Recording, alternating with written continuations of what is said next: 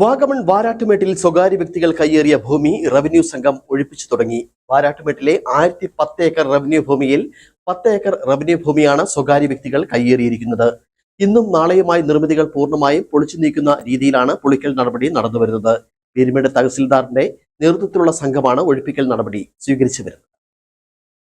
മുൻ LDF സർക്കാരിന്റെ കാലത്ത് കയ്യേറ്റം ഒഴിപ്പിച്ച സർക്കാർ ബോർഡ് സ്ഥാപിച്ച ഭൂമിയാണ് സ്വകാര്യ വ്യക്തി കയ്യേറി നിർമ്മാണം നടത്തിയത്. അനധികൃത കയ്യേറ്റവും നിർമ്മാണവും ആദ്യം റിപ്പോർട്ട് ചെയ്തത് ഇടുക്കി വിഷനാണ്. തുടർന്ന് MLAയും വിവിധ രാഷ്ട്രീയ പാർട്ടികളും സ്ഥലം സന്ദർശിച്ചു. ഇതിന് പിന്നാലെ റവന്യൂ സംഘം സ്ഥലത്തെത്തി ഭൂമി അളന്ന് തിട്ടപ്പെടുത്തുകയും 10 ഏക്കർ ഭൂമി കയ്യേറിയതായി കണ്ടെത്തുകയും ചെയ്തു. ഇതേ തുടർന്ന് സ്ഥലം വിറ്റയാൾക്കും വാങ്ങിയയാൾക്കും നോട്ടീസ് നൽകി. നിർമ്മിതികൾ പൊളിച്ചു നീക്കാൻ 7 ദിവസത്തെ സമയവും അനുവദിച്ചിരുന്നു. സമയപരിധി ഇന്നലെ അവസാനിച്ചു. ഇതേ തുടർന്ന് ഇന്ന് പോലീസുമായി റവന്യൂ സംഘം സ്ഥലത്തെത്തുകയായിരുന്നു. റവന്യൂ സംഘം എത്തിയപ്പോഴേക്കും പ്രധാന നിർമ്മിതികൾ ഉടമ തൊഴിലാളികളെ വെച്ച് പൊളിച്ചു നീക്കിയിരുന്നു. ബാക്കിയുണ്ടായിരുന്ന നിർമ്മിതികൾ JCB ഉപയോഗിച്ച് റവന്യൂ സംഘം പൊളിച്ചു നീക്കുകയും ചെയ്തു.